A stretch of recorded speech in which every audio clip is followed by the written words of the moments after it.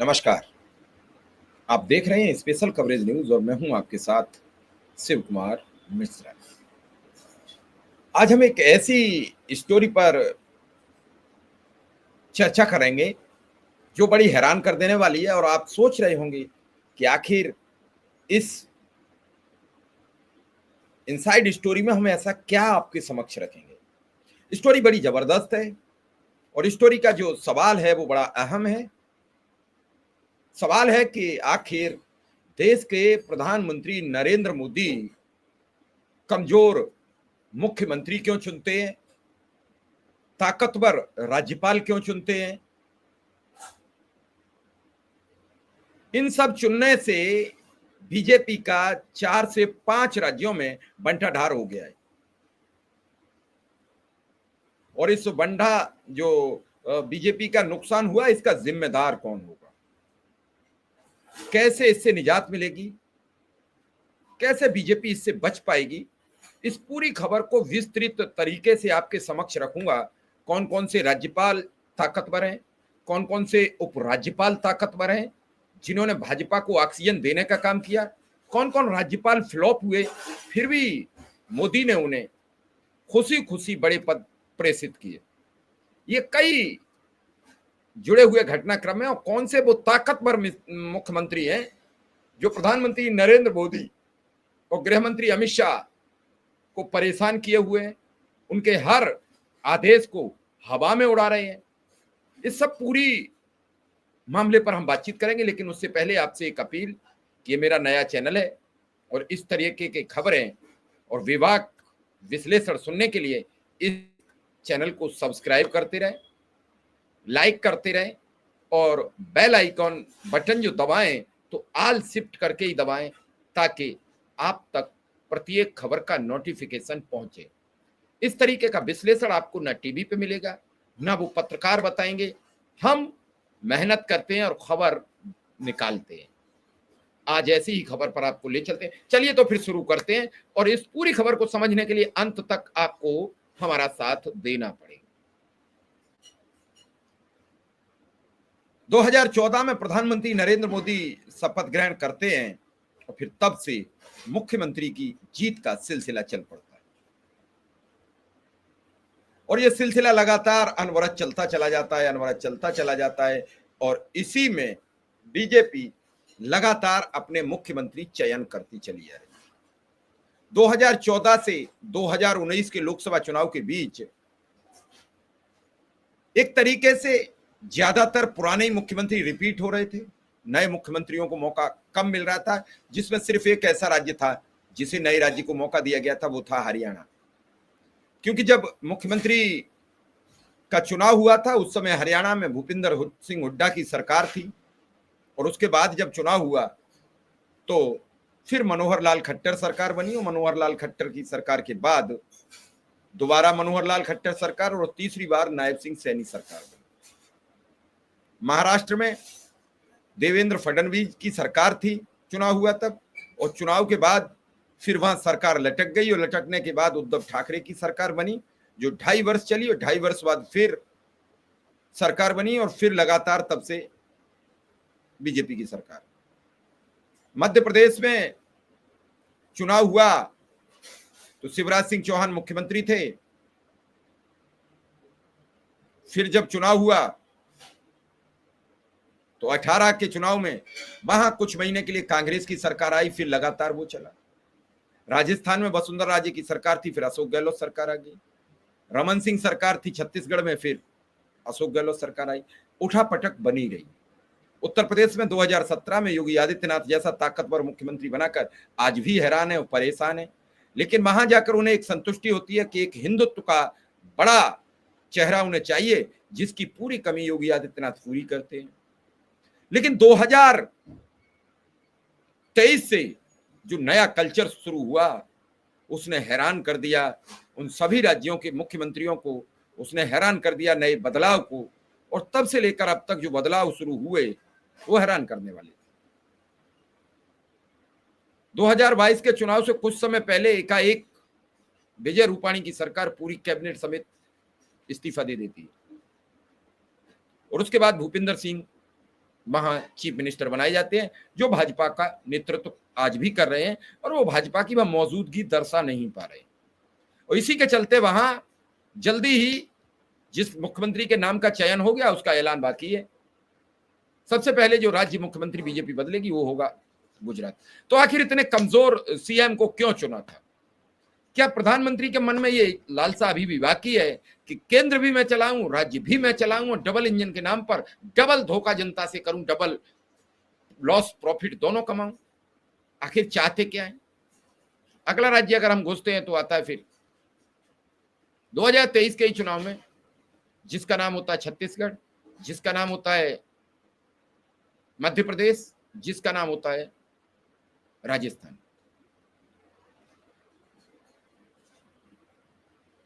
चुनाव होते हैं और चुनाव होते समय वहां ताकत में होते हैं शिवराज सिंह चौहान, राजस्थान में ताकतवर होती हैं वसुंधरा राजे, और छत्तीसगढ़ में रमन सिंह।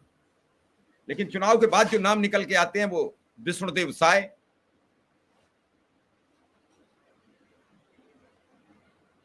भजनलाल शर्मा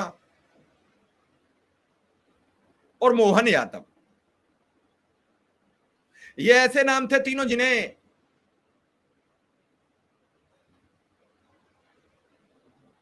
मोहन यादव को छोड़ दें तो जिनका कोई अनुभव नहीं था।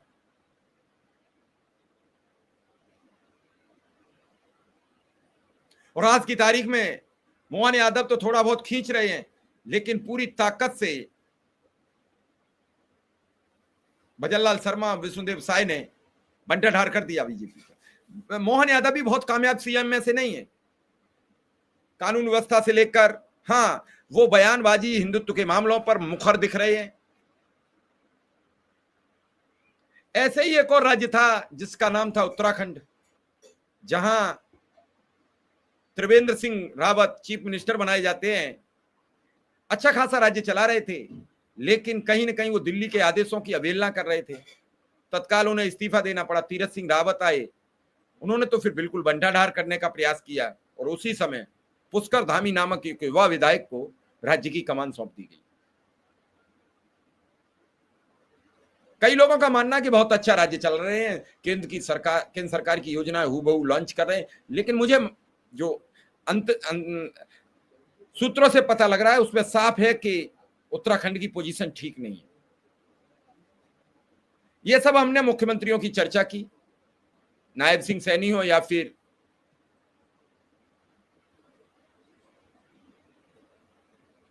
देवेंद्र फडणवीस हो। जितने मुख्यमंत्री बीजेपी ने बदले उन सभी राज्यों में जीत मिली। एक कर्नाटक के राज्य को छोड़कर बाकी सभी राज्यों में अपना परचम लहरा दिया। और उसके बाद चर्चा आई कि राज्यपाल, तो राज्यपाल में आपने देखा धनखड़ साहब को, बंगाल के राज्यपाल थे, उपराष्ट्रपति के पद तक पहुंचे। आपने देखा उत्तर प्रदेश में अखिलेश यादव पर रोज सवाल करने वाले राम नाईक जी इस समय कहां हैं? अब डेली अपराध हो रहा है, डेली सब कुछ हो रहा है। क्या मौजूदा राज्यपाल आनंदीबेन पटेल, जो कभी गुजरात की चीफ मिनिस्टर हुआ करती थी, वो उत्तर प्रदेश के मुख्यमंत्री से कोई सवाल कर पा रही हैं? बीच में उन्होंने एक दिन हाथरस में कहा था कि मैं उत्तर प्रदेश के अपराध से संतुष्ट नहीं हूं, बेतहाशा अपराध बढ़ रहा है। और आज फिर योगी आदित्यनाथ ने इस जोड़ी को, नरेंद्र मोदी की जोड़ी को, अमित शाह की जोड़ी को फिर बड़ा झटका दिया जब उन्होंने अपने मन का कार्यवाहक डीजीपी फिर चुन लिया। तो कभी कभी तो ये लगता है, क्या जिस तरीके से सभी विपक्षी राज्यों के सीएम अपनी मनमानी कर रहे हैं, ठीक उसी तरीके से क्या विपक्ष की तरह योगी आदित्यनाथ उत्तर प्रदेश में सरकार चला रहे हैं? और इसका एक बांगनगी आपको बताते हैं कि लगभग 2 महीने पहले अखिलेश यादव एक प्रेस कॉन्फ्रेंस करते हैं, और उस प्रेस कॉन्फ्रेंस में वो ऐलान करते हैं कि उत्तर प्रदेश को 5वीं बार भी कार्यवाहक डीजीपी मिलेगा, पूर्णकालिक डीजीपी नहीं मिलेगा, और जो मिलेगा उसको सिंह होगा। और आज वो कहावत चरित्रार्थ हो रही है। और चाह कर भी नरेंद्र मोदी और अमित शाह वहां अपना डीजीपी नहीं भेज पाए। अमित शाह का मन था कि इस बार वहां दलजीत चौधरी को पुलिस महानिदेशक के पद पर नियुक्त किया जाए। योगी आदित्यनाथ ने फाइल ही नहीं भेजी यूपीएससी जो चयन होता है। और 11 लोगों को, जब तक 31 तारीख तक जो सुपर सीट हुई वो तो 15 लोगों की थी, उसमें से 4 लोग सेवानिवृत्त हो गए, 3 लोग। वरना समझ लीजिए आप, 11 लोगों को सुपर सीट करके 12वें नंबर के व्यक्ति को कार्यवाहक डीजीपी बनाया गया। चलिए ठीक है, हमें वो वाकया याद आता है जब अखिलेश यादव की सरकार थी और 12 नंबर तक सुपर सीट करके डीजीपी जावेद अहमद को जब चार्ज दिया गया था तो भारतीय जनता पार्टी ने नृत्य किया था। भारतीय जनता पार्टी ने चीख चीख कर चैनलों पर आवाजें लगाई थी। इतने लोग सुपर सीट क्यों किए गए? क्या कोई भारतीय जनता पार्टी का नेता उत्तर प्रदेश में सुपर सीट किए जाने पर जवाब देगा? नहीं देगा। किसी मामले में भारतीय जनता पार्टी जवाब नहीं देती है। यह हमारे और आपके कहने का वाकया नहीं है। बड़े इत्मीनान से सुनिए और समझिए। तो बीजेपी ताकतवर मुख्यमंत्री तभी से चुनना बंद कर गई जब से योगी आदित्यनाथ ने उन्हें आंख दिखाना शुरू किया। और यह आंख पिछली बार उन्होंने दिखाई सबसे ज्यादा, मजबूरियां थी कि उन्हें फिर दोबारा बनाया गया। उन्होंने आंख दिखाई जब वो गुजरात से एक सेवानिवृत्त आईएएस को उत्तर प्रदेश भेजा गया, जिसके जरिए उत्तर प्रदेश पर काबिज होना चाहते थे नरेंद्र मोदी पूरी तरीके से। उस सेवानिवृत्त आईएएस यानी अरविंद शर्मा को योगी आदित्यनाथ ने मिलना मुनासिब भी नहीं समझा था। इस बार उन्हें मंत्री परिषद में बड़ा महत्वपूर्ण पद मिला हुआ है। तो उसी दिन से ताकतवर मुख्यमंत्री से ये दोनों जोड़ी डर गई थी कि किसी भी ताकतवर मुख्यमंत्री को अगर लॉन्च कर दिया तो हटाना मुश्किल है, और हमें तो ये हटाने, बनाने, बिगाड़ने का खेल खेलना है। ये इनका सांप सीढ़ी का खेल है। जब चाहे उसे अपर, जब चाहे उसे डाउन, जब चाहे उसे अपर, जब चाहे उसे डाउन। और इस खेल के ये माहिर खिलाड़ी हैं। गुजरात में खेला, कई बार खेला, हरियाणा में खेला, उत्तराखंड में खेला, मध्य प्रदेश, सब राज्यों में खेल दिया ये खेल। भाजपा का तो नुकसान होगा जब वो जो समझदार लोग हैं, राज्य कैसे चलेगा, राज्य किन उपलब्धियों पे चलेगा, वो सुपर सीट करके हटाए जाएंगे। और जिन्हें चलाने की परख नहीं होगी, क्षमता नहीं होगी, उन्हें प्रपोज किया जाएगा तो क्या होगा राज्यों का हालत? इसी राज्य के हालात में फंस गई है भाजपा, और इन्हीं सब निर्णयों के सवाल और जवाबों के घेरे में भी फंस गई है भाजपा। कहना कुछ चाहती है, हो कुछ रहा है, कर कुछ रही है। अभी सिंदूर वाला मामला था, बैकफुट पर आ गई। अब इसी को लेकर उपराज्यपाल की अगर हम चर्चा करें तो जब जम्मू कश्मीर में उपराज्यपाल का चयन होता है तो मनोज सिन्हा को भेजते हैं। मनोज सिन्हा कोशिश करते हैं, क्योंकि वहां एक पॉलिटिकल व्यक्ति की जरूरत थी, राज्य वहां कई चीजों की असमानताएं थी, इसलिए मनोज सिन्हा को भेजा गया। मनोज सिन्हा ने वहां काफी अच्छा काम किया और सबको दिखा भी, और धारा 370 हटी। उसके बाद सब कुछ सामान्य होकर चुनाव कराया गया, और चुनाव में भाजपा नहीं टिकी तो मनोज सिन्हा को भी अब वहां से बदलने का समय आ चुका है। ऐसे ही एक उपराज्यपाल के पद पर विनय सक्सेना जी को लाए गुजरात से प्रधानमंत्री जी, और उन्होंने इतना केजरीवाल के पेच कसे कि केजरीवाल को बेदखल होना पड़ा। अब विनय सक्सेना जी को छोटे राज्य की जगह बड़ा राज्य जम्मू कश्मीर भेजा जा रहा है, क्योंकि अब जम्मू कश्मीर में राजनीतिक हस्तक्षेप बढ़ चुका है। तो वहां एक ऐसा एलजी चाहिए जो सरकार पर काबिज हो सके। क्योंकि मनोज सिन्हा पॉलिटिकल आदमी है, पॉलिटिकल आदमी थोड़ा सा रिश्ते, रिलेशन सब कुछ निभाता है। सारे लोग धनखड़ नहीं हो जा सकते हैं। इस समय धनखड़ बड़े पद पर तैनात हैं और उनकी हमेशा चलती रही। और इसी मामले में भी बीते दिनों आपने देखा तमिलनाडु के राज्यपाल को लेकर सुप्रीम कोर्ट ने एक बड़ी टिप्पणी की थी, जिससे उपराष्ट्रपति जी भी बड़े आहत हुए थे। संवैधानिक दायरे, संवैधानिक पद, संवैधानिक समस्याएं, संवैधानिक लाज बची नहीं। कल मैं टीवी की एक डिबेट देख रहा था, मन आहत था कि आहारी टीवी, आहारी डिबेट, आहारे सत्ताधारी दल के प्रवक्ता, आहारे विपक्ष, सब कुछ मटिया में हो रहा था। किसी प्रवक्ता की मां को ऐसे अपशब्द कहे जा रहे थे लाइव में। प्रधानमंत्री जी की उस महिला सुरक्षा सबसे अधिक प्रदान करने वाली पार्टी के एक बड़े सीनियर प्रवक्ता के द्वारा कहा गया ये शब्द बार बार कानों में गूंज रहा है। तो अब क्या मान लिया जाए कि प्रधानमंत्री नरेंद्र मोदी योगी आदित्यनाथ की तरह, हिमंता बिस्व शर्मा की तरह या अन्य ताकतवर देवेंद्र फडणवीस की तरह ताकतवर मुख्यमंत्री नहीं बनाएगी? क्योंकि बनाने के बाद उसे हटाने का विकल्प नहीं समझ में आता है। उत्तर प्रदेश में लगातार विकल्प खोज रही है, लेकिन विकल्प नहीं बन पा रही। आज कई राज्यों में यह हलचल मची है, लेकिन लोगों का मानना है क्या योगी आदित्यनाथ, क्या